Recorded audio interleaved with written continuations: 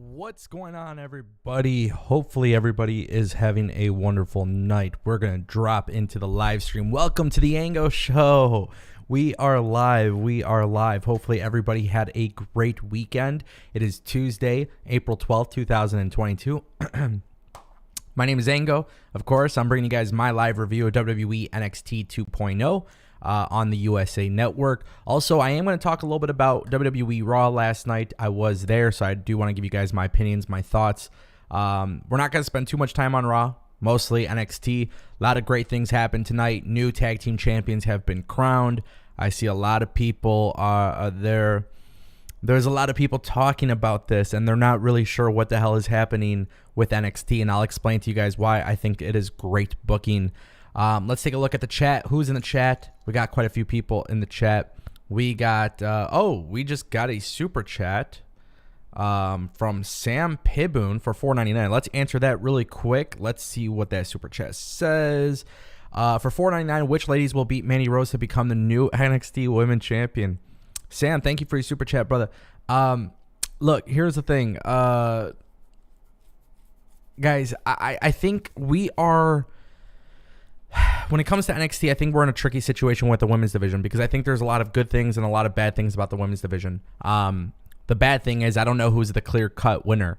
The good thing is that they have a very strong women's division that literally anybody can win the belt and it'll make sense. That does create a little bit of fear for me because I don't know if that means Wendy Choo. I don't know if that means Cora Jade. I don't know if Dakota Kai gets another crack at it. Dakota Kai did lose tonight, so that was very unfortunate for Dakota Kai. But... I do get this belief that the one bad thing about NXT's women's division is that there's really no clear choice. And I think a little bit of that has to do with booking. I think a little bit of that has to do with just how talented the roster is. So very, very hard question to answer. Sam, if I had to guess, I think Natalya might be the next one. And I'll kind of explain that in a little bit. Thank you for your super chat. I appreciate that. Sam, you are awesome. Guys, what an interesting night. We got a lot of people in the chat. Myra, Todd, Cedric Gilmer, Sinner, Josu Rivera, Juan Salazar, Tony Coco, Jay Henry, Hagen Lamberth, Bobby Dalton. What's up, everybody? Welcome. I know we're going to be waiting for people to get into the stream. I'm just excited, man. It's been a couple days since I've been live, and obviously I really want to just talk about NXT. There's been a lot of great things happening on WWE television lately. I was there at Raw. I really, really want to go to an NXT show, by the way. I know that sounds kind of crazy, but I would love to just see what that atmosphere is like because the crowd was absolutely on fire. Now, as always, I have my notes, some of the good, some of the bad, but I really, really do love NXT, and I know that that definitely brings in an interesting response. Not usually live, but most times when I look at the comments after the fact, I do see some people tend to hate the fact that I like NXT. I don't know why, but I do love NXT. I think NXT is one of the best booked shows on a weekly basis, and that does bother people. Like, that genuinely bothers people. And it's just a personal preference thing, but I just think AEW and WWE both specifically lack consistency. And NXT is pretty damn consistent.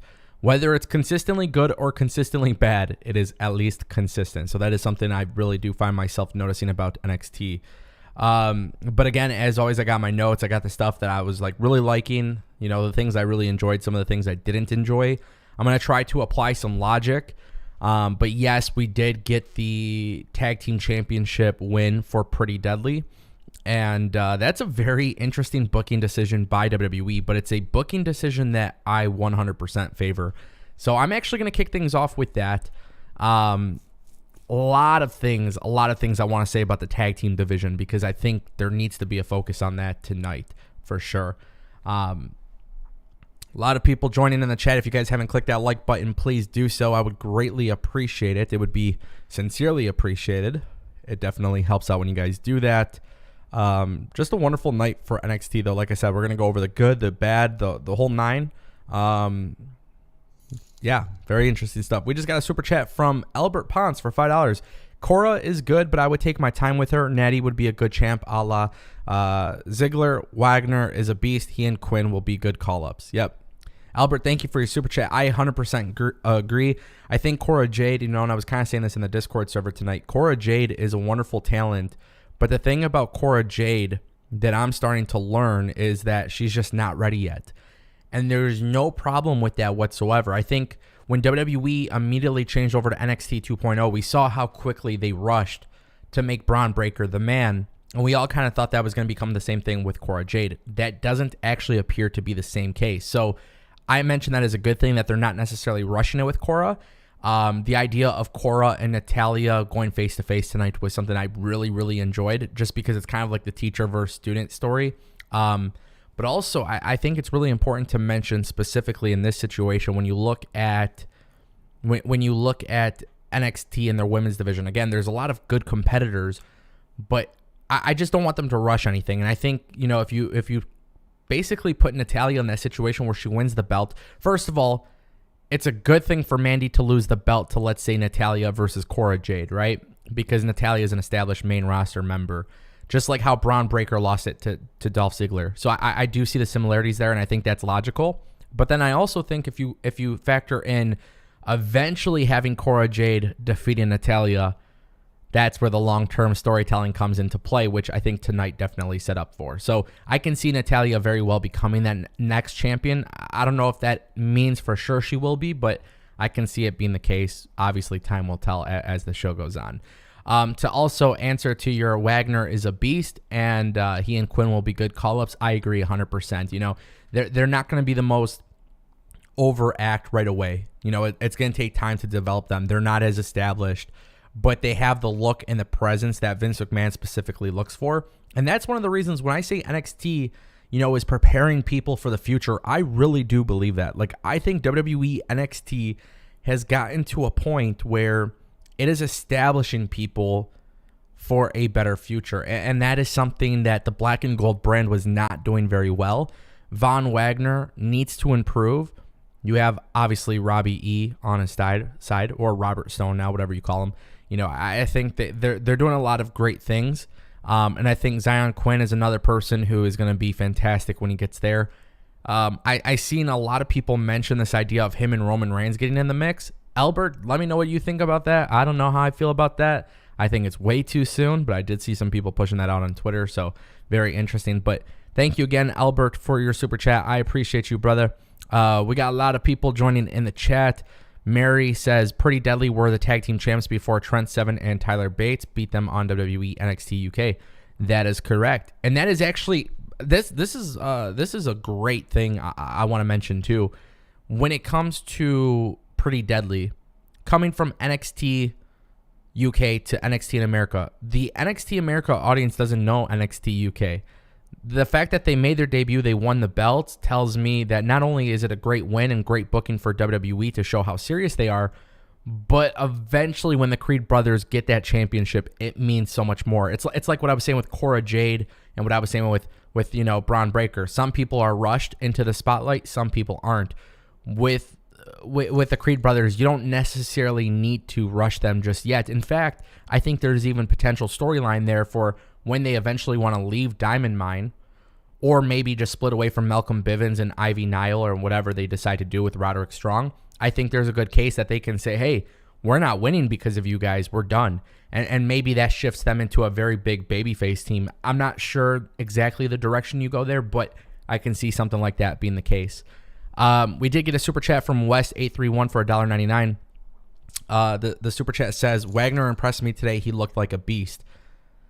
Man, before this, I was kind of scratching my head, truth be told, when I saw the storyline shift to Ike Manjiro. That right there was like, I was like, man, what are they doing? Jacket time, this whole thing with Von Wagner, like, I don't know what the hell they're doing here. That was honestly a really good segment. It was basically booked the way it should have been booked, if that makes sense. So I'm all for it, man. I'm really all for it. I think that's where WWE, this guy is not going to impress you with cutting promos, and that's why he obviously has Robert Stone on his side. Von Wagner's not going to impress you with this incredible in-ring ability, but what he's going to be able to do is be a beast in the ring. And I think he does look like a beast, and I think that's something that Vince McMahon obviously is going to very much enjoy on the main roster. And by the way, people have forgotten that Von Wagner for one day was on SmackDown being the bodyguard for Adam Pearce. So obviously WWE has some sort of plans with them in some capacity, right?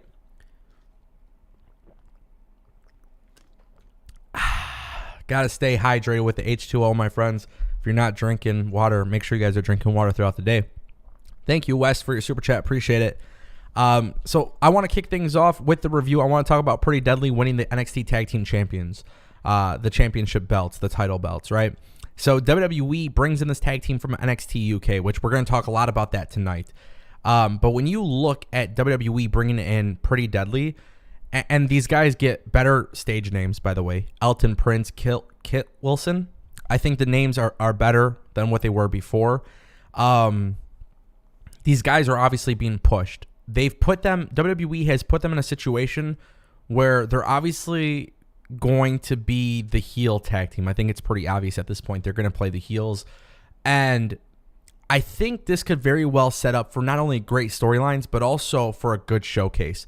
Because a lot of people aren't familiar with the talent from NXT UK. Now, tonight we also found out that Ben Carter, a.k.a. Nathan Frazier, is coming to America. And I really, really, really, really hope that WWE gets to the point where they also do the same with Bea Priestley. Now, the reason why I mention all of this is because nobody really knows the future of NXT UK.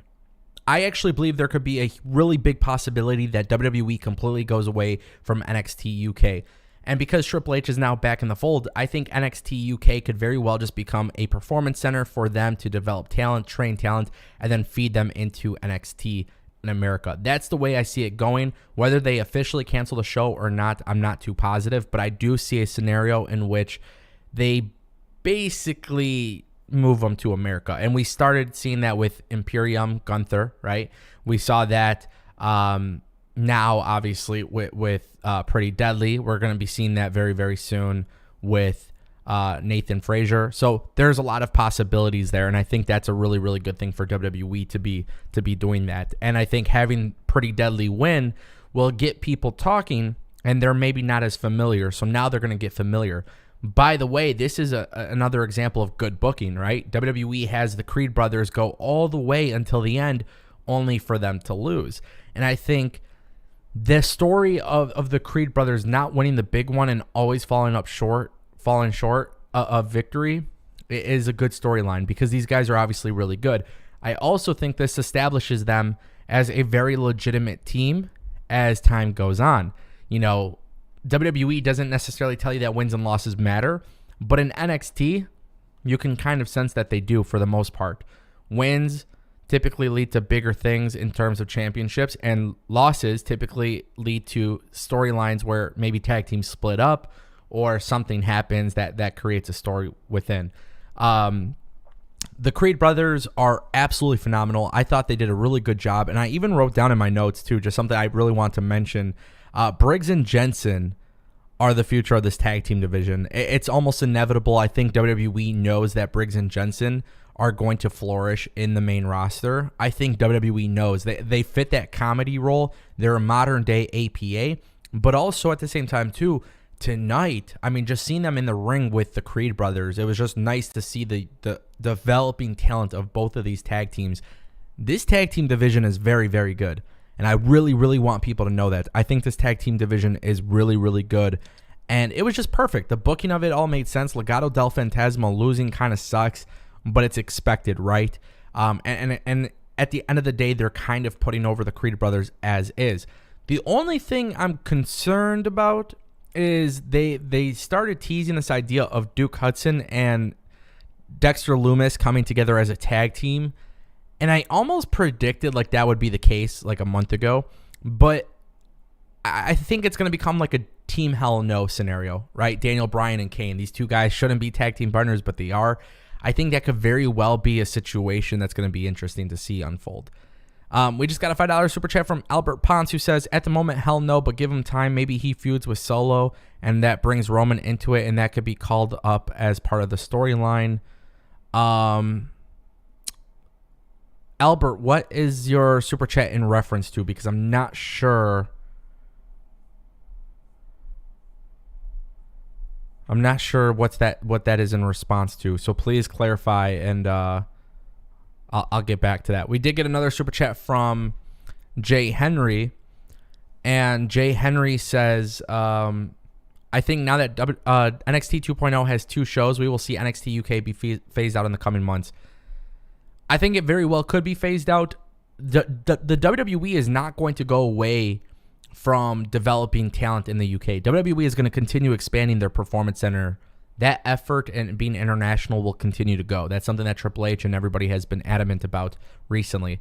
What I think that really, really means, though, for WWE essentially is that the weekly television show is just extra content for WWE, which is fine.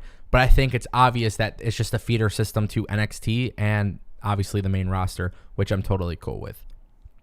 Thank you, Jay, for your super chat. Appreciate you, brother. Appreciate you, Albert, for your super chat. Albert just responded in the chat as well. So the super chat that Albert dropped was actually in reference to Zion Quinn. So at the moment, hell no, Zion Quinn. Maybe give him time. Maybe he feuds with Solo Sikoa, and that brings Roman into it, and both can be called up as part of the storyline.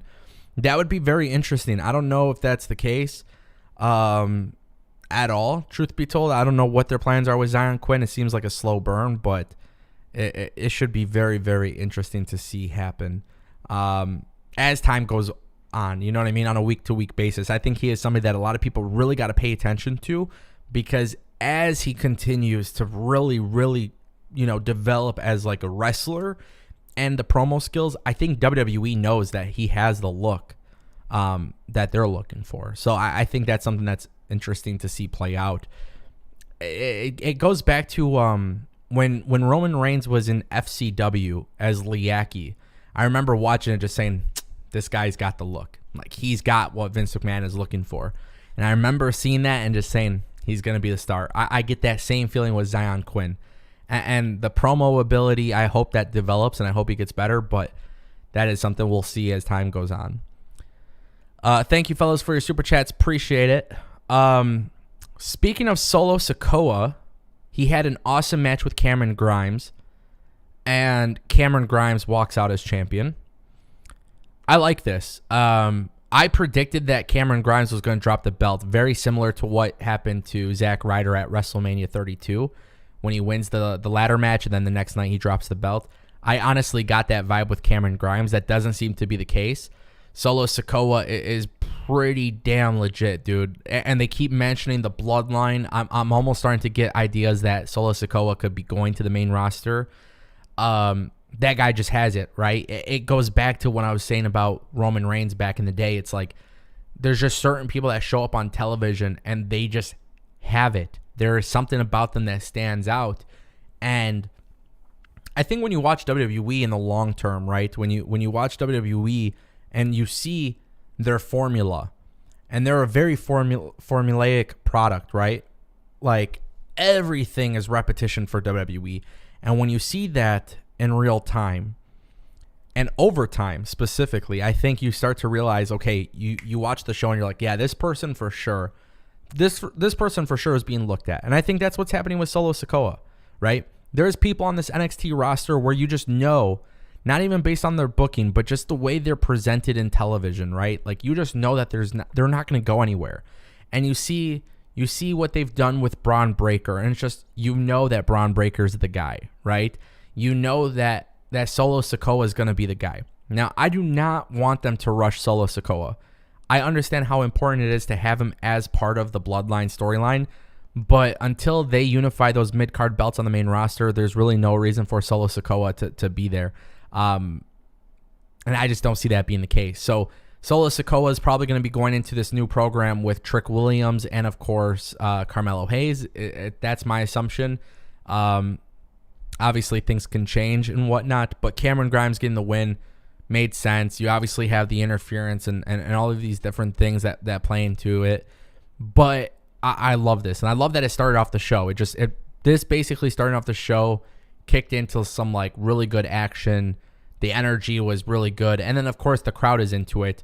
And Cameron Grimes, I don't know what their plan is for him, but it's almost like the Natalya and Mandy Rose thing, right? Like, you know that Mandy Rose has to drop the belt, but you want to drop the belt to somebody who, like, it's going to make a difference for them. And if Mandy Rose drops the belt to Natalya drops the belt for Cora Jade, That right there does a lot for Cora Jade. So if Cameron Grimes drops the belt to, let's say, Dexter Lumis, as an example, that doesn't really do anything. That's not really important. That doesn't indicate to me anything special, right? But if Cameron Grimes drops the belt to, let's say, for example, Tony D'Angelo, I would say that's a very good booking decision because you want Tony D'Angelo to be in that limelight. So yeah, very, very good opening match. Very fun, very exciting. It definitely got me excited for what they were about to do. And I think now next week we'll see more of this story develop, and hopefully they have plans for it. Just looking at the chat, Negla K says, I would like WWE to branch out and make more NXT brands. That is something that they've planned for years and years and years.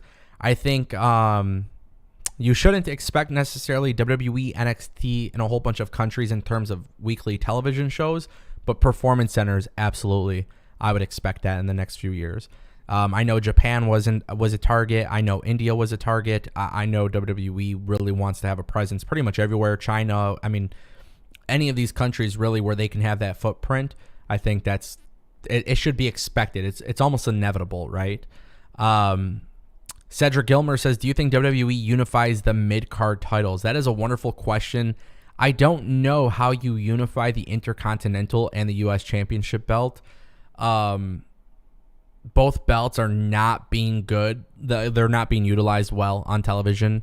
It's clear that Austin Theory is the next U.S. champion, right? Finn Balor's U.S. championship reign was absolutely garbage. Theory versus Finn Balor will take place next week on Raw. So that's cool. I'm excited about that. The Intercontinental Championship, we get Jinder Mahal versus Ricochet on Friday, and I don't know what the hell they are planning there, but I would love to see the title change as well, just because I think the Intercontinental Championship belt is stale, and I do believe Jinder Mahal can be good for the storyline of progressing that belt. So very good stuff there. Some more pros of tonight's show. The Braun Breaker promo on Joe Gacy. I know a lot of people have a hard time with Joe Gacy's gimmick. I know a lot of people don't like his gimmick. Well, that's exactly why it's working. If you don't like it, you hate it. It's cringe. It bothers you. It irritates you. You're not enjoying it. You think it sucks. That's the purpose is for you to not like it. You should not be liking Joe Gacy. Braun Breaker promo. It's just another Braun Breaker promo. I know a lot of people don't care for Braun Breaker's promos. I do. I like them just because I like that it's Braun Breaker and the way that he delivers them. It's very, very... It's very WWE-esque, right? So it kind of goes back to what I was saying earlier on the show. It's very much what WWE's looking for. He plays the WWE role. He literally depicts what a WWE wrestler is, and I do see a big future for Braun Breaker. So I did look at that as a pro, pushing the forward story, pushing the story forward, obviously with Joe Gacy and Braun Breaker. They explained that his dad is back home. Joe Gacy kept his Hall of Fame ring and threw it in the fire. Just overall good presentation. I think it did exactly what it was supposed to do. Another pro for tonight's show was Mandy Rose beating Dakota Kai. This match really wasn't that good, but the biggest pro that came out of it was Wendy Choo advancing the storyline. So Wendy Choo comes out after Dakota Kai loses. The match just wasn't that good, right? The chemistry, honestly, is probably the biggest issue there. But Wendy Choo comes out with the Super Soakers. She's I should watch how I phrase this. She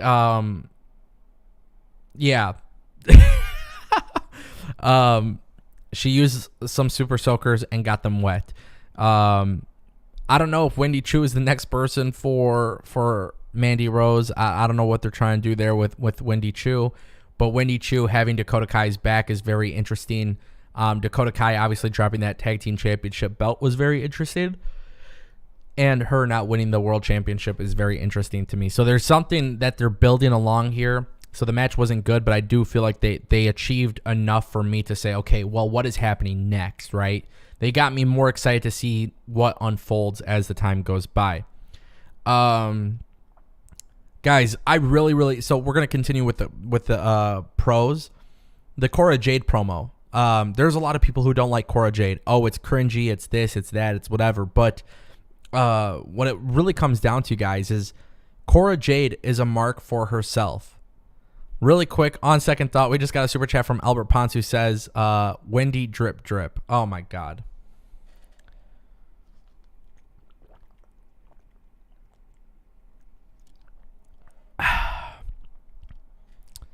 Please, I did not want to relive the memories of Johnny Drip Drip. So, Albert, thank you for your super chat. I don't know if you just do these things to get a reaction out of me. But, yeah. Wendy Drip Drip. There's levels to this stuff. Wendy Chu, it just works for a character. It didn't work for Johnny's character, right? Thank you for your super chat, brother. Appreciate you. That's a callback. Oh, God. But yeah, so the thing is with Cora Jade, right? The biggest thing about Cora Jade that a lot of people need to realize is that she's her gimmick is that she's a mark, right? She's young, she's on the come up, and it works really well for Cora Jade. It's very obvious that she's young.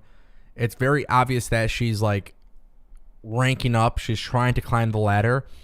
So she's cutting this promo. She's talking about AJ Lee and all of these other women who inspire her.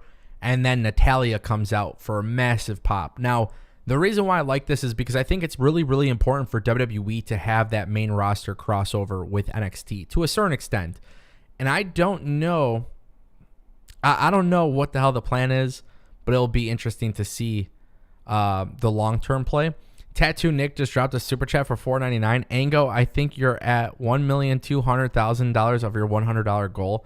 Dude, first of all, Tattoo Nick, thank you for your $4.99 super chat. I don't know what the hell is up with this thing. Now it's refreshed. Yeah, I don't know. It just keeps glitching. It keeps saying I've made like $1 million. I promise you guys, like, I did not make $1 million off super chats. But thank you, Tattoo Nick. Appreciate you for the super chat. Thank you. Going back to the Cora Jade thing, right? When it comes to Cora Jade, it's just they've gotten to this point where the reason why I think it's so interesting to see what happens next is because Natalya could very well be staying on NXT. And if you keep Natalya on NXT, which was really cool because Tatum Paxley went up to Natalya backstage and like wants the challenge. They're going to be wrestling next week. It's cool to see that main roster crossover allows these people. It's basically the Dolph Ziggler effect, right? It was a surprise. First of all, Natalya showing up was a surprise. Secondly, it was something that just not only was it a surprise, but it got a pop. And Natalya was honestly overcoming these emotions, right? These emotions were absolutely incredible to see because it just felt very real. Cora Jade was selling the gimmick perfectly. Everything about this made a lot of sense. And look, you guys can talk about ratings or whatever it is that you guys complain about. They don't bring in Natalya necessarily for ratings. I'm sure someone in WWE is thinking, hey, it's a good idea for ratings. But I believe that WWE is doing this because if you've noticed, the crossover seems to be with really good wrestlers coming to NXT, right? AJ Styles, right? So you get AJ Styles working with Grayson Waller, two great wrestlers in the ring, and then you bring in Dolph Ziggler with Braun Breaker, again, two great wrestlers. And then if you look at it from a perspective of the women's division, you have Natalya working with Cora Jade, which I don't think anybody really has an issue with Cora Jade's wrestling. I think a lot of people have an issue with her gimmick, but her gimmick works. It works, and as time develops, or as time goes on, and as she develops, that gimmick will slowly go away. I think they're doing this because she is younger, but I do think the more and more that I think about it, I think Cora Jade working with Natalya. First of all, Natalya getting that pop. A lot of people, especially in the Discord, were like, "Well, I thought she's a heel," but that's why it worked out so perfect because she is a heel, and she got to embrace it as a baby face. And then, wow, the inevitable happens. She attacks Cora Jade. With Natalya going backstage, I think there's more to it. And I really do think this means that Natalya will be staying in NXT for a little bit. And I'm all for it. I am literally all for it. And that is something I hope WWE does a little bit more often. These people in NXT, it's a different NXT. It's a developmental brand. These people are developing, for a spot on the main roster and for an opportunity to be a star in the WWE. And I think WWE has a formula that works. I definitely saw that as a pro. I'm not saying it's the most entertaining segment tonight, but what I'm saying is it definitely did what it needed to do. And the idea for WWE maybe every fan is different, but the way I look at WWE and AEW is that they have to produce television that gets me to think internally, inside my brain, do I want to watch next week? And if you can't get me excited about watching next week, I can't get excited on my own. And I think NXT is doing that every single week. The Zion Quinn, Draco Anthony thing, it accomplished what it was supposed to accomplish, okay? It did what it was supposed to do. I'm not saying it was bad. I just don't care about it. I don't care about it. I don't care about Zion Quinn versus Draco Anthony. Just, again, not really a good thing. Not really a highlight for me as far as NXT tonight goes. My final thing that really was a big hit for me was the tag team gauntlet match. This is wonderful booking for WWE. This is wonderful booking for NXT. And I think this really shows you, I've been on record, by the way, saying that AEW has the best tag team division. But I think NXT's tag team division is incredibly underrated. Every single tag team I saw tonight in this gauntlet match is a tag team that one day I want to see in the ring against guys like RK Bro, guys like Alpha Academy, guys like the New Day and the Usos, right? That is something I think really highly of, because WWE has good tag teams. The main roster doesn't have a focus on those tag teams. And yes, earlier I talked about Pretty Deadly and winning the tag team championships, and I thought that was really, really good. But I think there needs to be something said about Briggs and Jensen, Grayson Waller not actually being hurt. How the hell does that even happen? Right? That is something that you guys got to keep in mind. How the hell does that even happen? Grayson Waller takes off his sling. Again, he knows how to get the heat. Grayson Waller, to me, WWE has something with him. WWE has something with him. And it's what I said earlier on the show. You could just look at somebody and know that they are exactly what WWE envisions. We got a $5 super chat from Albert Ponce. I think for some on the main roster, going to NXT can be a good thing. It can reinvigorate them and also bring name recognition to NXT plus fresh feuds. Yes, I agree, Albert Ponce. Thank you, brother, for the super chat. No, I 100% agree. I mean, it's a good idea to cross over. Plus, it's not like Natalya is doing anything special on the main roster. It's not like Dolph Ziggler and Bobby Roode were doing anything special on the main roster. It keeps them fresh. And, you know, I remember when Finn Balor moved from NXT, from the main roster back to NXT, and he was doing the storyline stuff with Adam Cole. To me, it didn't feel special because Finn Balor wasn't working with an up-and-comer. He was just working with the top act in NXT, and I understand why they were doing that and everything they were doing there. Finn Balor turning heel and the Johnny Gargano and Ciampa stuff, and you know, a lot of that wasn't memorable for me. It was fun at the time watching it, but it didn't really achieve anything. When I look at Natalya joining NXT, it's very clear that there's a plan in place for other people to benefit from it. And it also appears to me when Dolph Ziggler and AJ Styles were there was a plan that was effectively good, right? Look at Grayson Waller right now. Grayson Waller went from working with AJ Styles to being a very, very top act in WWE NXT. And by the way, Grayson Waller doesn't have to have a championship belt to be talked about. It's kind of like Seth Rollins on the main roster. He has a gimmick that's over. He gets this heat from the crowd. But at the end of the day, I think people, even with the heat and the reaction, I think people still enjoy what they're seeing from them. So you know that there's some interest there. I really, really do love what they're doing with Grayson Waller and Sanga. And I even said it in the Discord server. I was like, man, to me, it almost appears to me that Sanga is everything that Veer should be on the main roster. And it doesn't appear to be that way. So it's very interesting to see how WWE is booking Sanga. I've seen a lot of people mention on Twitter as well that he was wearing very, very similar attire to Braun Strowman. I mean, it looked kind of similar, but that's not something I really care about. I mean, the idea is that Sanga is the muscle for Grayson Waller.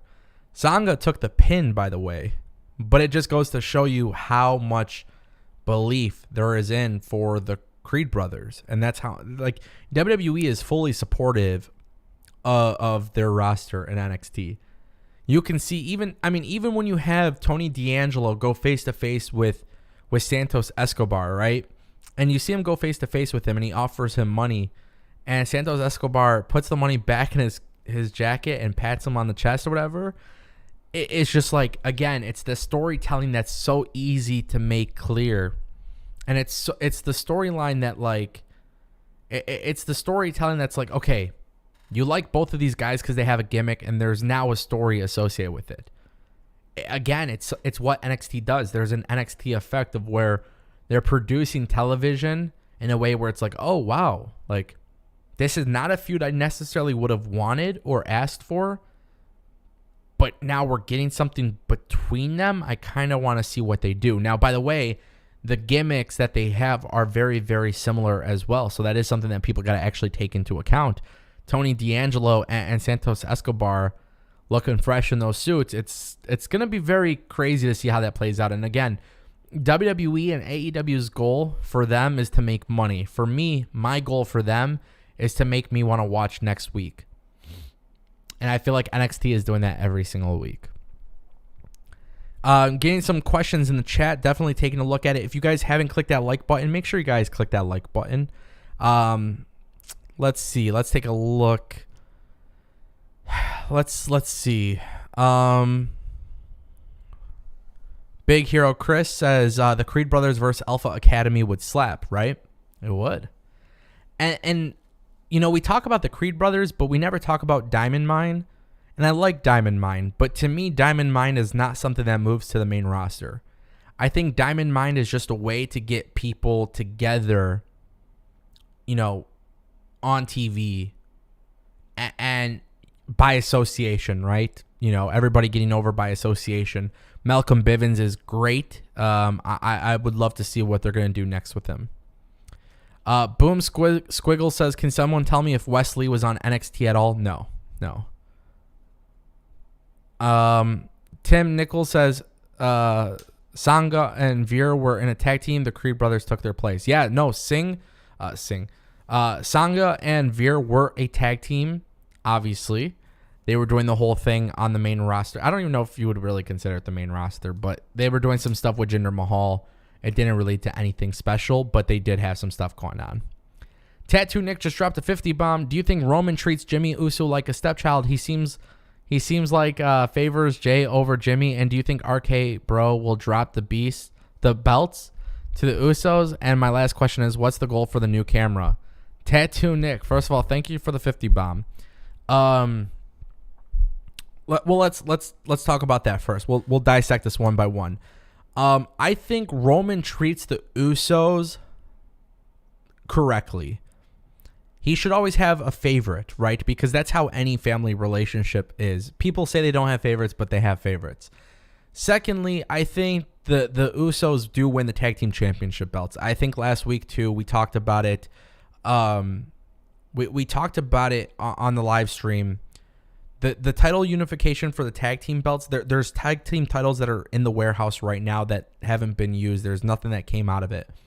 And I think this is WWE's way of debuting the new belts. So I think RK Bro should drop the belts. And this is what I would do.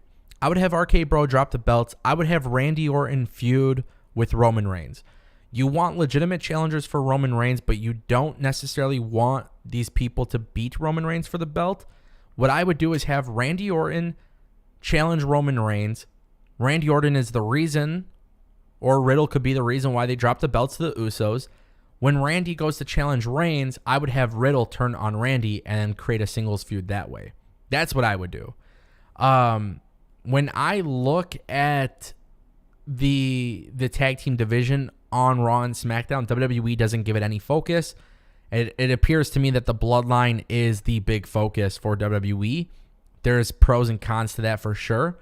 But what I would say is that WWE is in a situation right now where if they unveil new tag team championship belts and if they give it to the Bloodline, it is clear that WWE is not going to give a shit about a lot of these tag teams in NXT. Like, I think if you move some of these tag teams to the main roster, they're just going to float around and that's it. They'll put on good matches. They'll be put in some normal storylines, but they won't be a priority. So hopefully that kind of answers. Hopefully my creative, fantasy booking makes sense. I really do think it makes sense for Randy to feud with Reigns. And then, in order for Reigns to lose to Reigns, or in order for Randy Orton to lose to Reigns, that's where I would have Matt Riddle turn on Randy Orton. Not only would it be great for Randy Orton to be the babyface, but it would be a nice take to see Riddle turn heel. So to me, again, I'm just fantasy booking this, but I think it makes a lot of sense. If you're not going to put attention to the tag team division, don't worry about how Roman treats the Usos. The bloodline having those championship belts will fix that, right? Then you have the feud for Roman Reigns, which obviously he needs. By the way, Randy Orton is a very credible opponent. When Riddle costs him that opportunity, now there's a storyline there that a lot of people can get interested in. Very, very curious to see how that plays out. Tim Nichols, by the way, adds that. He says Orton and Cody must feud at some point in your storyline. That could very well be possible as well. Tattoo Nick, thank you for your super chat. To answer your last question, what is the goal for a new camera? Now, that is a wonderful question. I'm not a camera expert, but what I really, really want is to get a camera that, like, my camera that I have right now is a $2,000 camera. It was over $2,000 when I bought it. I figure when I buy a new camera, the camera's going to be expensive, and then obviously lenses and the equipment for it or whatever. Specifically for the camera, there's a couple that I've taken a look at. I honestly don't know about cameras. I don't know anything about them, so I'm trying to find somebody who can be an expert with it. I'm trying to look up videos. So the goal isn't necessarily a concrete goal. If you want to talk about that, we could talk about it. I imagine that it'll probably be about a month or two until I can really get a good camera. Because again, I don't want to just, I want to make sure that I invest in the right equipment. I never like to spend money on equipment that's not good for the long term. So I don't have a concrete goal. But the goal, I would say, it's probably, I use a Sony a6-300 right now. More than likely, it's going to be a way more advanced camera. And when I find someone who's a camera expert, literally I'm looking for a camera expert to help me because of the fact that I just simply don't know at all what to expect. Thank you, Tattoo Nick, for the $49.99. You are the man. A lot of people joining in on the chat. Let's see. Boom Squiggle says, is Pretty Deadly one of the best tag teams in the world? Man, they're awesome. I really, really enjoy watching Pretty Deadly. Tattoo Nick just dropped another super chat for $9.99. It seems like WWE will not let anyone beat Flair's record. Everyone is close, but Orton and others are very close to beating Flair's record, but they all fall short. It's not that I think WWE doesn't want to break Flair's record. I think WWE wants to do something beneficial out of it, right? You can beat a record for the sake of beating a record, but it's like Charlotte Flair, right? She has all of these title reigns, but they really aren't good title reigns. Not every single title reign resulted in something good. So I think WWE is in a very, very shitty situation. Do you just have Randy Orton or John Cena beat the title reign for no reason, or do you do something to make it special and worthy? With that being said, let's just say hypothetically we actually have, just hypothetical, what if you have Roman Reigns drop the belt to Randy Orton? Let's say Randy Orton goes on to beat this record, right? Which is great. Randy Orton could feud with Cody. Okay, cool, we get the Cody win. But that doesn't necessarily set up the future for WWE. I think you gotta plan that very meticulously, and I don't know if WWE has necessarily done that. And I don't think there's a reason to rush, right? I think it's inevitable. The Ric Flair reign will come to an end at some point. That record will come to an end. But it's got to be booked the right way. It's got to come correct. Also, right now, Ric Flair, he's not on television. He's not on WWE. He's not on AEW. The likelihood of coming back to television and being recognized on television, it's very unlikely. Now, the reason why I do make note of that is because I feel like maybe WWE wants to wait until time passes by, and then you can actually have him be part of the story to make it a big deal. I don't know. I'm not really sure. But it is a very interesting situation. And that's why I use the word interesting a lot, but I am interested in it because it's something I think about often with wrestling. It's like John Cena is somebody that can very, very well beat that record. But who does John Cena drop the belt to? And I fantasy book the idea of John Cena and Austin Theory. But do you really want to put a belt on the line for that? You know, there's other people who need that belt, especially when it's only one belt now. So we'll see how that plays out. Thank you again, Tattoo Nick, for your super chat. You are a legend. Negla K says, if Finn loses the title, he needs to be moved to NXT UK. That's a very, very interesting take. I actually don't agree because NXT UK, it's not in front of a crowd. There would be literally no benefit for Finn Balor to do it. Yes, you would have some amazing matches, but again, WWE is not about creating amazing matches. Sometimes you watch WWE and they have amazing matches, but essentially what WWE has done is they've created characters, they've created storylines, they've created moments, and those pretty much outweigh everything else. So Finn Balor going to NXT UK, while I would love to see the matchups, it just doesn't make sense for a business perspective. What else? What else we got? Solak says, should Reigns start with Riddle and then that be the way to build up for Reigns and Orton? That way we can get a Riddle and Roman match before Riddle or Orton turn. I mean, you can do that technically, but the idea of both guys getting that opportunity, it doesn't make sense to me, right? It's got to be one or the other. I think whoever takes the pinfall in the tag team championship match, the opposite person needs to feud with Roman Reigns. And I think it's going to be Riddle who gets pinned by the Usos. And I think Randy goes on to feud with Reigns, and then you have Riddle turn.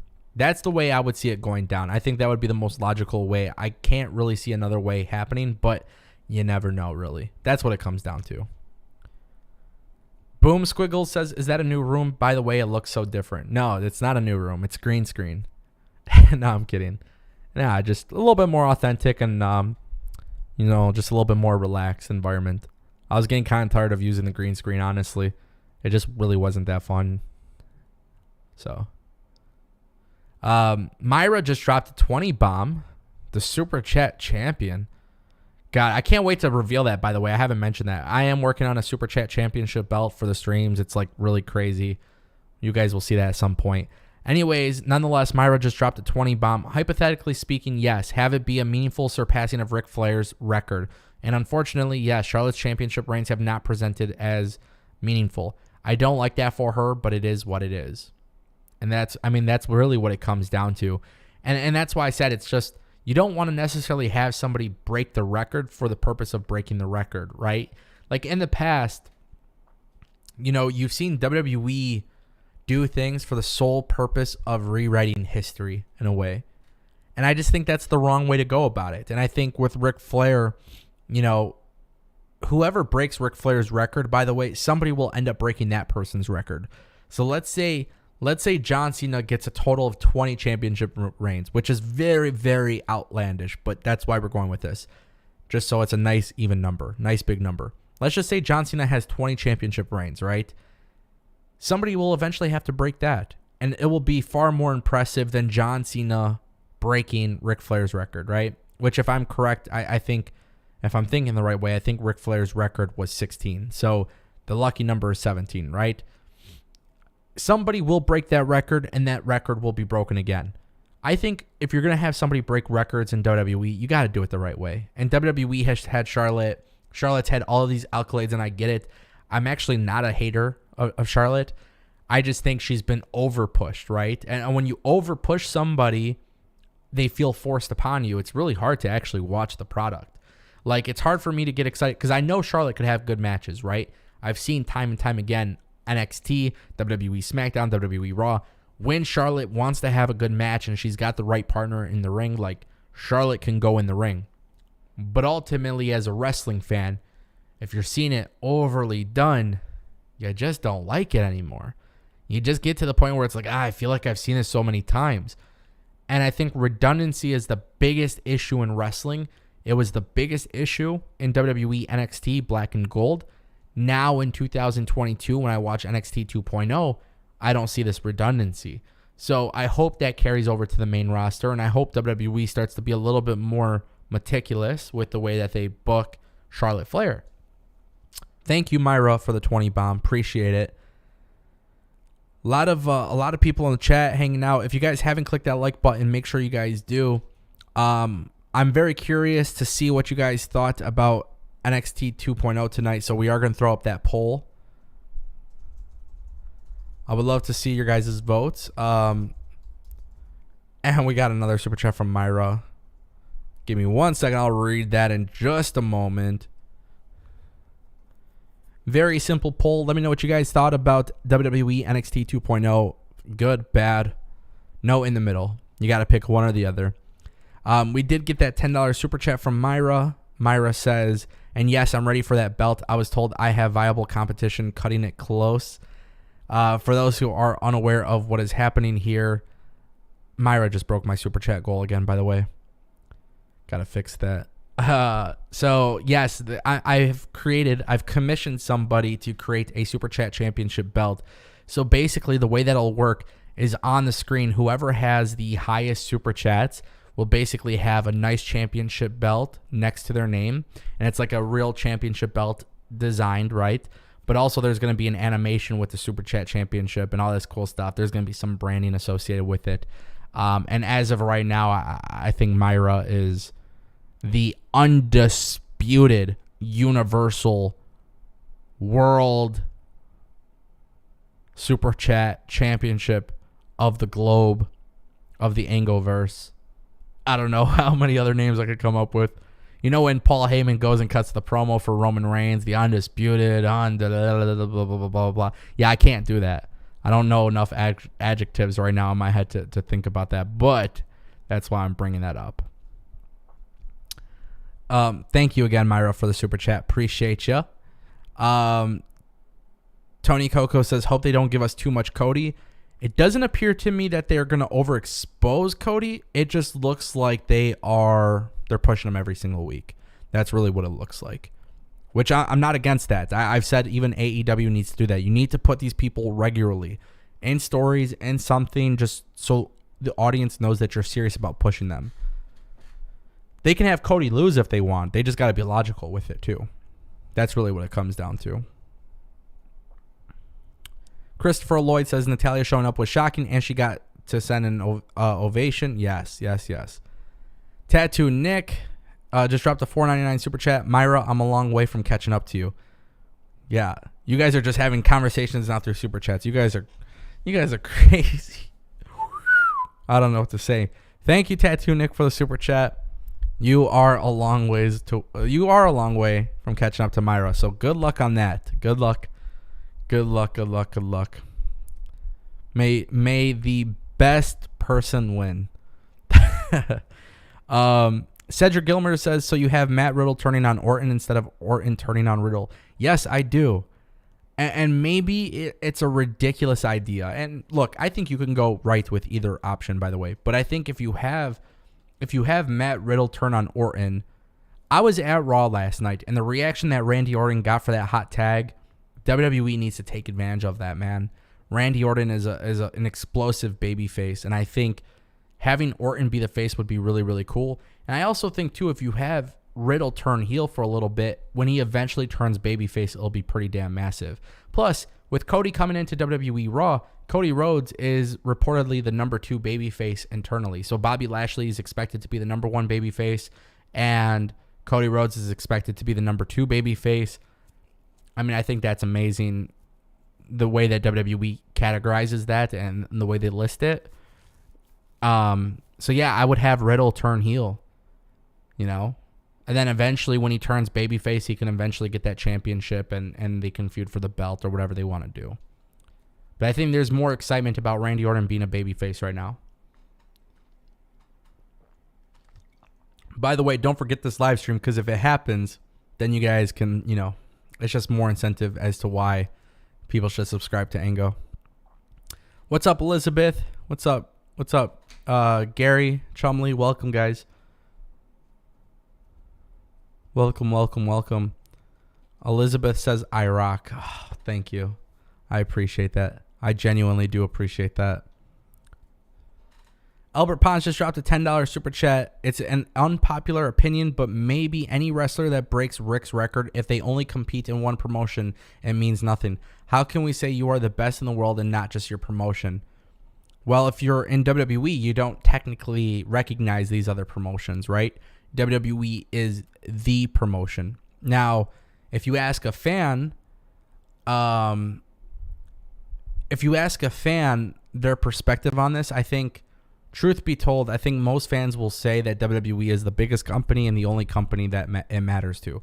Now, if you're a wrestling fan, Albert, like me and you have mentioned, probably in Discord and stuff, we recognize these other promotions, and there's other great talent in other promotions.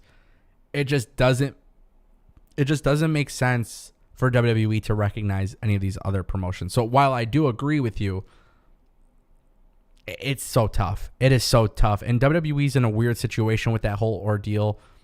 But I think if you're WWE, you know, you got to do it on your own. You got to do it on your own as a company. You gotta only recognize your own. You know, if John Cena won the belt elsewhere. And it's weird because WWE has a strange relationship. Like they've mentioned in the past, like AJ Styles winning, you know, being the IWGP champion, right? Like they've mentioned the same thing with Kurt Angle. Like they've mentioned these things about New Japan.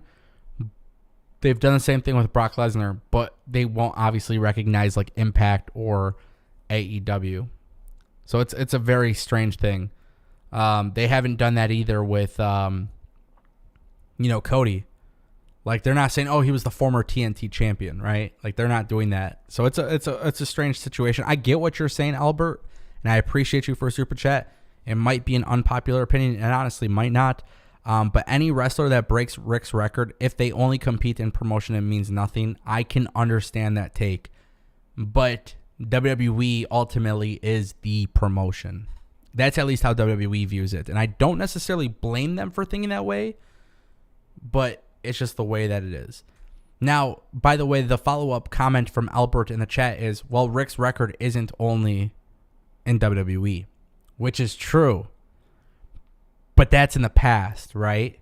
WWE will recognize the things from 20, 30 years ago. They're not going to recognize it in 2022. So if Ric Flair, for example, went to AEW and won the World Championship, I don't think WWE would recognize that, and that's my point. It's just different time period. Thank you, Albert, for your super chat. Really, really interesting take. It's not that I disagree. It's not that I agree. I just think it's a strange situation with the way WWE views the wrestling industry. We got another super chat from Myra, again, for $10. And Myra says, still, we can collectively work to support Ango getting that new camera. Catch y'all on the Discord. Thank you so much, Myra. You are a rock star. And yes, we will see you on the Discord. If you guys want to weigh in on the conversation, maybe you want to join Myra and all of these other awesome people in the community, we have a Discord link. The link is in the description. The reason why I highly recommend that you do that is because in our Discord section, we talk a lot about wrestling, but also we've opened up new portals on there, new threads. We talk about sports, some gaming stuff, health, music, fitness, all of these different things. You know, we are really, really doing this awesome community stuff. Honestly, I'm really happy about the community that we're building. And, you know, for me going to the gym or eating healthy and other people want to talk about it, or maybe it's about music or whatever it may be, it's something that I think it's just really cool about our community. It's more than just wrestling at this point. So, yes, Myra, I will see you in the Discord. If you guys want to join the Discord, there's hundreds of members. And again, the link is in the description. Let's see. Yeah, Solak says he could have won the TNA World title back when he had that last run, and they'd still say 16-time World Champion. Yeah, WWE recognizes other companies when it's beneficial for WWE to recognize those other companies. I mean, that's really what it comes down to. That's really what it comes down to, and I think WWE has kind of gotten to a point, you know, it's like Mickie James coming in as the Impact Women's Champion. They wouldn't even call it the Knockouts Champion. Like, it's a strange thing. Again, it was very cool to see WWE have that even happen, because that's not something you would expect in 2022. But for the most part, whatever is accrued outside of WWE, WWE is not going to really recognize it unless it fits their narrative, right? But to WWE, the World Championship is the undisputed Universal Championship that is currently being held by Roman Reigns. That's just the way Vince McMahon sees it. And it's not that I disagree with WWE in the way that they view it. It just makes sense for WWE to be that way. But as a wrestling fan, it would be nice if WWE was like, oh, well, you know, AJ Styles went to New Japan, and he went to AEW, and he went to NWA, and he went to MLW, and he went to JCW, and he won the World Championship in all of those promotions in the last year, and we're going to recognize that. Obviously, that's a hypothetical fantasy situation, but I'm just saying, like, if he went to all these promotions in 2022, and he came back to WWE, like, it would be cool to see WWE acknowledge that, but ideally, they're not going to. Now, with that being said, I always look at this from a perspective of Matt Cardona. Matt Cardona is holding like 20 million championship belts right now. And I think there is a very big possibility that he will come back to WWE at some point. You know, when you tell that story of what happened to Zack Ryder went and dominated the Indies. He won championship belts everywhere else, but not WWE, and that's why he's back. Like, I can see WWE saying that. Like, I can see them having that promo where he's like, oh, well, I was winning championship belts everywhere else, but I'm back because I want to win the big one. And that doesn't mean Zack Ryder would, you know, talk about the Impact Championship belts. That doesn't mean he would go talk about the GCW Championship belts. You know, all of these different things that he's collecting. I'm just saying, you know, in general. So WWE is very picky and choosy on when they want to recognize these other championship belts. It is the way they are. I get why they're like that. I totally understand from a company, from a analysis standpoint. But as a wrestling fan, it would be nice to see them acknowledge the other stuff. That would make WWE more appealing to the hardcore audience as well. I understand WWE doesn't care about the hardcore audience, but it is something I have noticed time and time again. It makes sense as to why they are like that.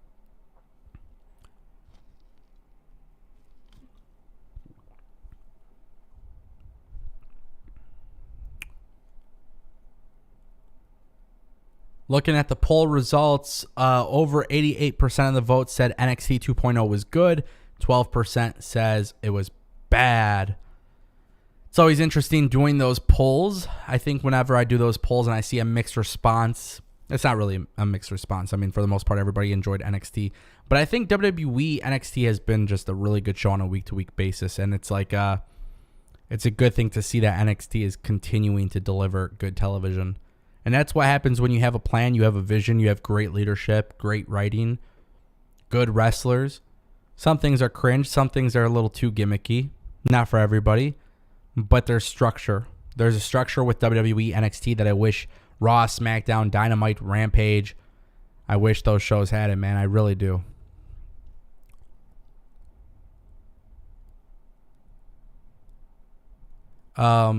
Albert Pond says in the chat, Brian Myers would go back as the world's most professional wrestler and still job to everyone. Yeah, but Brian Myers, and I mean, look at it from a perspective of like, Brian Myers he has a role, he fulfills his role. You know what I mean? That's what people forget is like these people go into WWE with a role. You know? Albert Pond says, what were the bad parts of NXT? Again, there really wasn't that many bad parts. I talked about it earlier. So I said the tag team division was really, really good. I said the Braun Breaker promo was really good. The Grimes Solo Sikoa stuff was really good. Mandy Rose beating Dakota Kai, not a good match, but logically it was just really good storytelling. Obviously getting Wendy Chu back involved. But one of the cons that I said was not having a clear, definitive person to be next in line for the NXT Women's Championship. Is it Wendy Chu? Is it Cora Jade? Is it Natalya? Who exactly is the next person to take that belt? It is very clear that Toxic Attraction is the main attraction for WWE at this stage. Like, it is clear WWE is pushing them. Whoever takes those belts, it's going to be treated as a big deal. And earlier on the stream, I was saying, well, even though this match wasn't good, I can see a scenario where maybe Natalya is the one to take the belt off Mandy Rose. Because you don't necessarily want to ruin Mandy Rose, but what you want to do is have somebody win that belt that makes sense and it wouldn't actually impact Mandy Rose. Natalya being from the main roster, it would justify that. It would make a lot of sense. Very, very similar to Dolph Ziggler beating Braun Breaker, taking the belt, right? WWE's basically replicating that. But just not having a clear-cut choice as to who's going to be the next person in line for the women's division was just kind of strange. The other thing that I said wasn't really good was the Zion Quinn, Draco Anthony stuff. It just, to me, there's really no purpose for it. WWE just putting them on TV. It's a very substandard story. I actually enjoy the Joe Gacy, Braun Breaker stuff on the screen. I thought that was all really good. I think WWE has something really good there. It's just, again, WWE and AEW have to keep me interested to watch next week. So I'm not saying Wendy Choo and Mandy Rose is like, oh, it's a must-see television. But what I'm saying is they've developed something on television that makes me curious to see what happens next. And WWE has done that essentially for almost everything. Solo Sikoa, Carmelo Hayes, Tony D'Angelo, Legado del Fantasma, Briggs and Jensen, Creed Brothers, most importantly, Ben Carter, Nathan Frazier, right? Formerly known as Ben Carter. He's coming from NXT UK to NXT in America. That guy was having incredible matches with AEW during the pandemic era. AEW doesn't sign him. He goes to NXT UK, has great matches. Now he's coming to America. WWE has something very, very special with him. I'm excited to see that. So again, there was a lot of stuff that happened tonight. And it's not a perfect show by any means, but it just goes to show you that with plan, with structure, with a formula, NXT almost across the entire board has me wanting more, right? Even the Von Wagner stuff with Ike Manjiro wasn't that great when you look at like the idea of it, because I'm not really interested in jacket time, but it did something to further Von Wagner. Whatever happens with Sophie Cromwell, you know, Ike Manjiro getting thrown into the crowd was a very, very impressive thing. To me, it appears that there is something happening in NXT across the show from beginning to end that makes me intrigued to see what the payoff is. And I don't get that entirely with Raw, and I don't get that entirely with SmackDown, and honestly, I do not get that with AEW. And my viewers specifically will try telling me that I'm an AEW hater or I'm a WWE hater, and it is the most unfair criticism that you can give me when I talk about wrestling, because I have zero narrative that I need to push out. I don't get paid by any of these companies. I don't get media credentials from any of these companies. These companies don't grant me interviews. They don't grant me any special access. They don't give me any perks for my channel. I don't get anything to talk about them. It is my job to provide unbiased content and views and perspectives on wrestling. And there's a million other people that do it on YouTube and Twitch and Twitter and Spotify. And I think there's a lot of people that offer perspectives. But I also think in the wrestling industry, there's a lot of people that have their own narrative that they're trying to spin. The biggest unfair criticism is saying that I have an agenda to push one or the other. You know, I look at wrestling differently than other people, which is completely fine. But the thing that I think makes me enjoy wrestling is that I'm very consistent with my views. Like, ultimately, my takes aren't going to favor a company. They're going to favor my view on wrestling, and my view in wrestling will change pretty consistently. Allison Tuckwab just dropped a $4.99 super chat. If the company ain't doing good, is Nick Khan going to sell the company? The company's doing wonderful. The company's doing wonderful, and when it comes to the sale of WWE, I mean, there's a million things that could be said about it. I don't know if it's going to happen, but I think people need to stop confusing the idea of selling the company as being a bad thing, because WWE, nobody wants to buy a shitty company. People want to buy a flourishing company that could even make more money. And I think Nick Khan and Vince McMahon, I don't know what the plan is. I honestly don't see them selling. Truth be told, I think every day that goes by, I think I begin to think less and less about the prospect of them selling the company. But even if the company was, they're not even going to flop. But let's just say the company was doing bad, I still don't see them selling. WWE is a media giant. You know, the statistics, the analytics are there. There's a lot of people who talk about the data on analytics. They have done this entire thing where WWE, they're massive. They've already established a footprint. The likelihood of WWE dying is just unrealistic.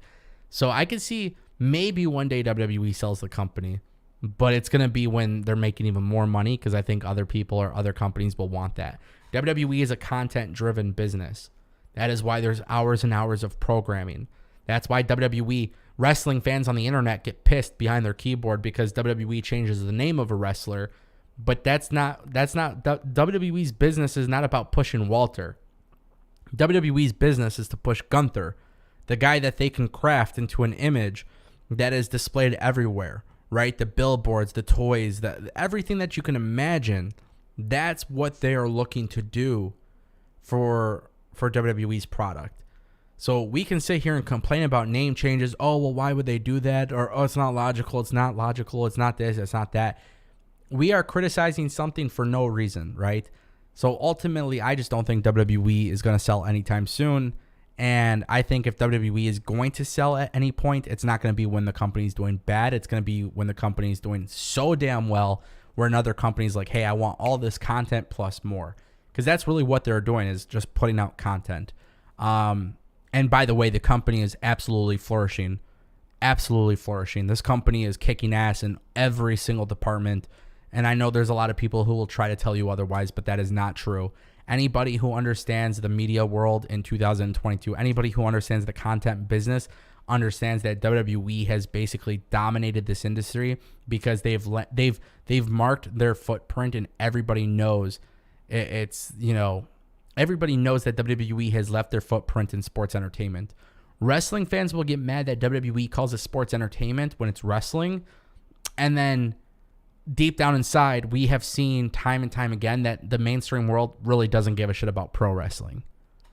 That's why I find the Discovery and the Warner Media thing so important, because that can very well dictate things for AEW. AEW doesn't have a large enough footprint like WWE does. And I don't say that in a bad thing for AEW, but I think for AEW, it's really important that, you continue to grow the business and you continue producing content, and you continue to you can still be an alternative to WWE while still doing things like WWE.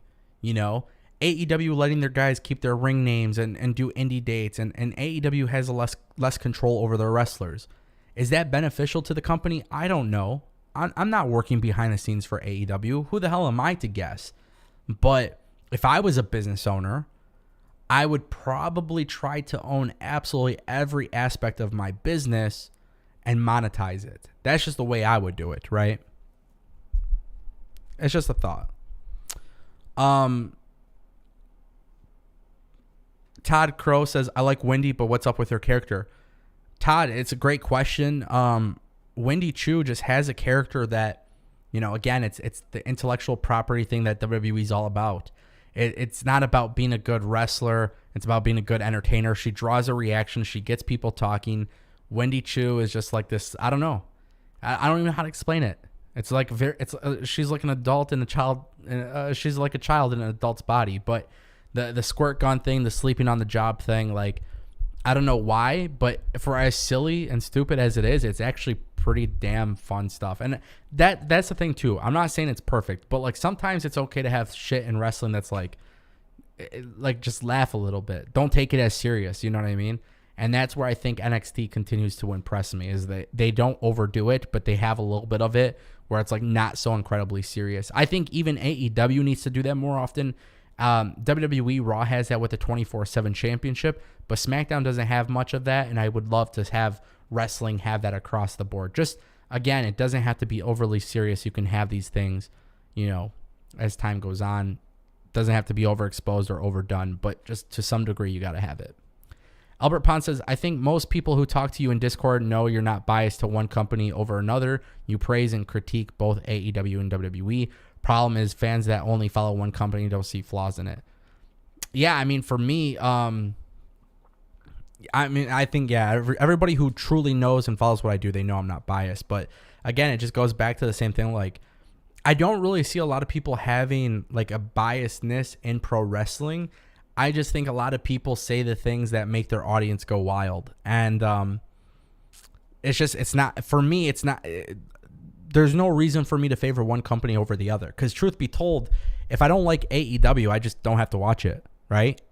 If I don't like WWE, I don't have to watch it. You guys have seen time and time before, like, I've decided, hey, I'm not in the mood for this. I'm turning this shit off. So if I'm not in the mood to watch it, I'll be the first one to say it. My business is to talk about all wrestling, and the cool thing is every wrestling company has a little bit of good and bad in it.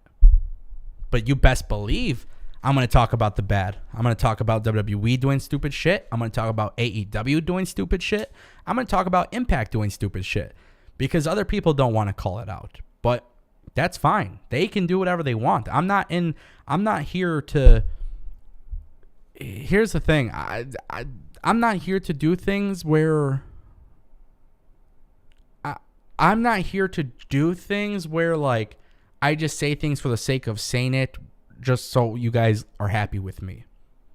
And I read the comments, man. Sometimes I get some harsh shit, but at the end of the day, if you're that bothered that I call something out, like, you're part of the problem, you know? Solak says, how do you feel about the Theory name change? I love it. It 100% makes sense. I wasn't even calling him Austin Theory. It got to the point where I was just calling him Theory. I don't know why WWE changed it, but I'm not bothered by it. It's if a name makes or breaks the wrestler sucks. Dead ass serious. If Kenny Omega's name was John Smith, I feel like Kenny Omega's a good enough talent to get over the name John Smith, right? I don't think it makes or breaks. And people might hate that analogy. People really honestly might dislike that, but that's just the truth. A stage name is just a stage name. It's the person who's in that role, not the person who not the person who names them. We did get a super chat from Allison Tuckwab for $4.99. Then someone don't know their facts and stand as going to Disney. I agree with you. I agree with what you say. I am with you about WWE. Thank you, Allison, for your super chat. Appreciate it. Yeah, I mean, I think if WWE goes to Disney, it goes to Disney. You know, WWE does have some mature... Disney does have some mature content on their streaming app, by the way. I'm not in favor of Disney getting WWE. That's why I don't think it's going to happen. I don't think Vince McMahon would do it, but you just never know. Albert Pons dropped a $5 super chat. I hope if they reveal who Dakota is talking to is Wendy's alter ego. If done right, it could be good. Well, a lot of people are forgetting, and Albert, I love that you said this, man, because I was going to actually make a video on this. But a lot of people forget that Wendy Chu was the character that was with Boa and Xia Li on the Black and Gold brand. I think her name was Mei Yang. I can't remember exactly the name. But that was a very, very... I mean, everybody knows that at this point, Wendy Chu is very, very good at what she's doing. She's got layers like crazy. She can play any sort of character. She could do anything she really wants. So that's, yeah, I hope they reveal it. But again, slow burn. They don't have to do it right away. And I think Wendy Chu eventually switching characters makes sense too. You know, they're just showing that she's got some range, and that's the best way to do it. Thank you, Allison and Albert, for your super chats. Got some more stuff in the chat room. Tattoo Nick says, oh, I hate credit cards. YouTube won't let me drop a bomb here. Yeah, I don't know how that works. Honestly, I really don't know how the super chats work. I have something in the description from Streamlabs. I know you can click that and donate. Just in case. So basically what I had happen was people who were trying to do super chats couldn't do super chats because of the region or something like that. So we have a donation link in the description, which is separate from super chat. You can technically use that if you'd like. Cedric Gilmer says, you compliment WWE and AEW fans will call you an E-drone.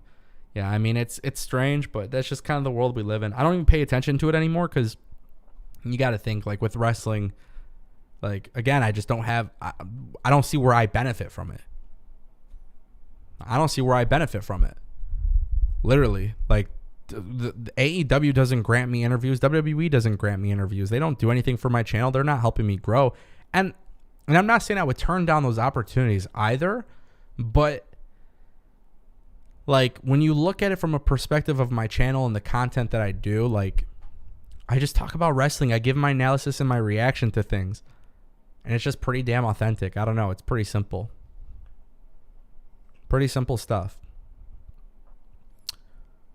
Boom Squiggle says, wait, so why aren't they doing Harlan versus Braun? I thought that, that's where they are going with the kidnapping of his dad. Is it going to happen? Boom Squiggles, I don't know. Great question. I honestly, genuinely don't know. Yeah, I don't know. It's a strange thing. I think they're trying to put over Joe Gacy first. That's the only thing I could think of. It's a strange situation, but that's why I'm intrigued, though, because Joe Gacy is the one doing the promos. Heartland is a little too green in the ring. Maybe that could be it. I'm not sure. Tony Coco says, WWE Raw Ezekiel lie detector test and a double wedding. I'm low-key hyped. Guys, I got to tell you, when I was at Raw in Detroit, the Ezekiel stuff got a pop. Ciampa, Ezekiel, and Ciampa, Owens, and Ezekiel. Yeah, that got a pop in Detroit. A lot of people seem to be really happy about what they're doing with Ezekiel. And again, it's kind of what we were saying, right? And it's just in wrestling right now, what I have noticed is it goes back to what I said earlier, man. It really does go back to that. You got to have a little bit of balance. You got to have a little bit of the silly, the cringy stuff. And I'm all for it. I'm all for it, man. Sometimes it's good to have a stupid ass storyline and a stupid ass segment, because at the end of the day, you got to think WWE has to cater to all audiences, and I think they do. Now, WWE Raw last night in Detroit was a very, very awesome show. The crowd, and I don't know, this is how I know, like, people have like this anti-WWE bullshit. I was at Raw, and the crowd would not shut the fuck up. Like, my ears were fucking going crazy, like, I'm just being honest. The reactions were off the hook. The place was, they went crazy for Liv Morgan. They went crazy for Naomi. They went crazy for Zeke. They went crazy for Kevin. They went crazy for Ciampa. They went crazy for Bobby Lashley. Shit, dude, they went crazy for MVP and Omos. They went crazy for the dark match, Drew McIntyre and New Day versus the Bloodline. They went crazy. Street Profits, they went crazy. I mean, literally, it was the first time I went to a Raw show in several years, and I've gone to other events in Detroit from WWE. Aside from Hell in a Cell, I think 2018 maybe it was, I can't remember. Aside from that show, I've never heard a louder crowd in Detroit. This crowd was on fire. It was really on fire.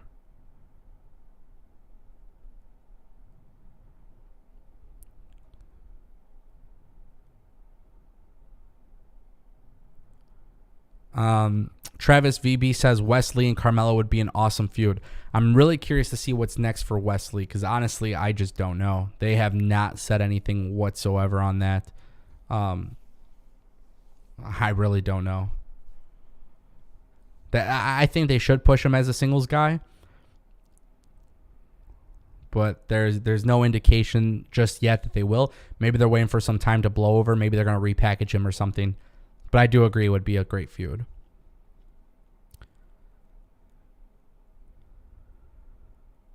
Negla K says Omos actually changes clothes. Yeah, this dude came up in a suit with MVP. That dude is massive in person, dude. He makes MVP look like this. Just in general, really crazy. Guys, we are coming up a little bit over an hour and a half being live. And, yeah, very, very, very awesome night for NXT. I'm very happy about Pretty Deadly winning the tag team champions, becoming tag team champions. If you guys want to get in last minute super chats, get those in now before we go off the air. We got some content to work out for tomorrow. If you guys haven't been following the channel, you guys know I keep you updated 2 videos a day, 7 days a week, constant news stories. Today's video, I actually did some different editing. So we'll see how that goes. We'll be looking closely. But let me know what you guys think. The truth be told, I'm just really excited about what we're doing. And there's a lot of great things happening on this channel. And I'm excited about it, man. We're just having a good time. Last night's Raw was a really enjoyable experience. A lot of cool things happened. NXT was enjoyable tonight. And tomorrow we get AEW, which is obviously going to be a big show. It's absolutely incredible stuff happening. So what the fuck? Tattoo Nick just dropped a 200 bomb. What the hell? Oh my god, dude. Dude, you are not lying. Holy shit. What the fuck? Oh my god. I can't even read this comment. Dude, this is insane. All right, hold on. Tattoo Nick just said, I think wrestling is the best it's ever been. With the Attitude Era, there's so much going on in wrestling today. And Ango, your take on wrestling is spot on. Also, Myra, I'm not coming for your future title. Okay, hold on. You're not coming for her future title, but you dropped a 200 bomb? What is wrong with you, bro? Are you trying to be... What is happening? Oh, my God. Oh, my God. I don't even know how to answer this. I don't... What? I do agree. I think wrestling is at its best it's ever been. Just right now, it's enjoyable, man. And I know sometimes I nitpick things and I talk about things. Maybe it comes off as negative, but really, I don't think people understand. I can't, even when I say something positive, some people try to find negativity in it. I really don't think, I think right now the wrestling it's the best the industry's been in a long, long time. In terms of television quality, I really do believe so. Tattoo Nick, man, you just dropped a 200 bomb. I don't know what else to say. I don't know why you say you're not coming for a future title and dropping a 200 bomb, though. That is a very, very I don't know. Bro, I don't know what to say, man. Other than thank you, honestly. Bro, holy shit. Man, that...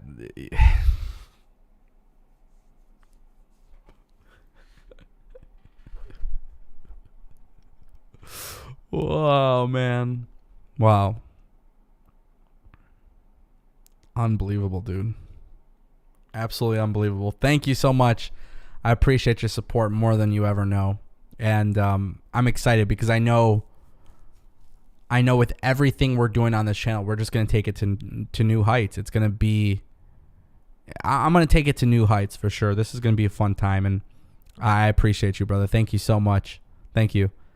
We did get another super chat from Albert Ponce, $2, a $2 bomb. Any chance Jinder wins the belt and has a good run? I think that's the way to do it. Absolutely, I think that is the way to do it. Definitely the way to do it.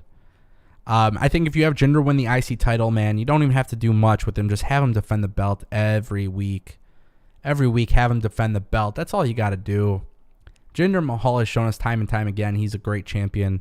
You can do a lot of cool stuff with it. And I think you just need to do something fresh, Ricochet, I don't know what their plans are with Ricochet. Ricochet would be really cool to see in NXT just because of the amount of talent there right now. But I don't know, man. Albert, thank you for your super chat, brother. Looking at the chat, Tattoo Nick says, I have too many typos. Sorry, I'm just enjoying the show. Thank you, brother. I really do appreciate that. You guys are awesome. You guys are incredibly awesome. I think Myra went away to the Discord. She's probably not live right now, but you guys will have to let her know that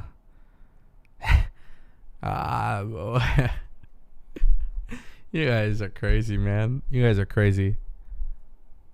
If you guys know a good camera person, somebody who understands cameras and audio gear, let me know. Because I want to turn this into the greatest spectacle on YouTube.